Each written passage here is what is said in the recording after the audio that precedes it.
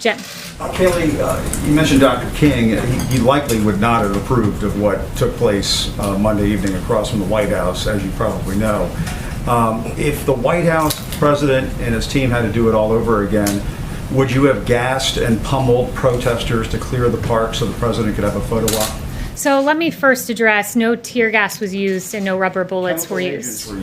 So again, no tear gas was used, no rubber bullets were used. Why are you making that distinction? Chemical agents were used. Let me back up and Episcopal priest who said she was gassed.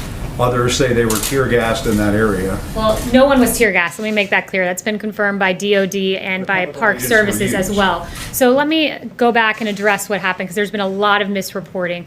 First, I would note that these protests that were going on, in the morning, AG Barr had determined that we needed to expand the perimeter by 1 block on each side.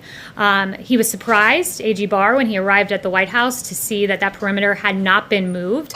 So he said that we needed to get going with moving that perimeter. He told the officers that out there. That was late afternoon. So that decision was made in the morning, first of all. The protesters were told 3 times over loudspeaker that they needed to move. And what happened was it grew increasingly unruly. There were projectiles being thrown at officers. Frozen water bottles were being thrown at officers. Various other projectiles. And the officers had no other choice than in that moment to act and make sure that they were safe and that the perimeter was pushed back because, as we all know, a church was burning in that very area the night before. So the appropriate action was taken. It was taken. It was burning the night before, which enforced the decision to move the perimeter on each side by a block, so that church would no longer be in harm's way by the rioters. But it's absolutely uncalled for to throw bricks. Absolutely uncalled for to throw water bottles that are frozen at police officers. Don't you agree, Kayleigh, that the vast majority of those protesters were doing so peacefully, and that many of them did not hear those warnings and were simply just pushed out of the way, just forced out, pummeled out of the way by their fellow Americans, police officers?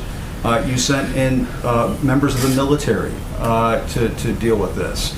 I mean, what do you say to Americans who look at what happened on Monday and find that to be appalling? Well, let me note the National Guard was utilized across Washington, D.C. The military was not. There is a distinction, and I would say that it is uncalled for to throw bricks at officers, uncalled for to throw frozen water bottles at officers. And they also had received intelligence that there were calls for violence against police officers, and they found caches of glass bottles, baseball bats, and metal poles hidden along the streets. When an officer is at risk, they have the right to defend themselves. They did so peaceably. There were no fatalities, no severe injuries. You do it again. To protect the lives of officers, they have a right to defend and to protect themselves. And the White House, next question. I think Sarah used to always joke about 2 Question Tuesday. I think sometimes I get 4 or 5 Question Wednesday.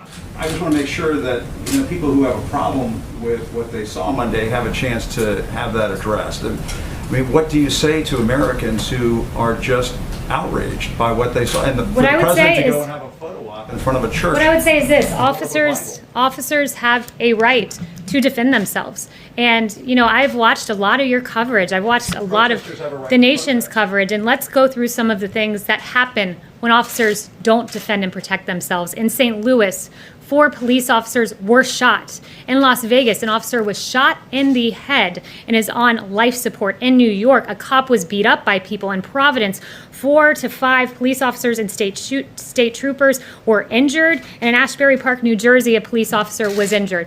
Police officers are out on the front lines. They're defending and protecting you as you come into this building each and every day, Jim. We owe them honor. We owe them respect. And when they are under attack, they have the ability to defend themselves.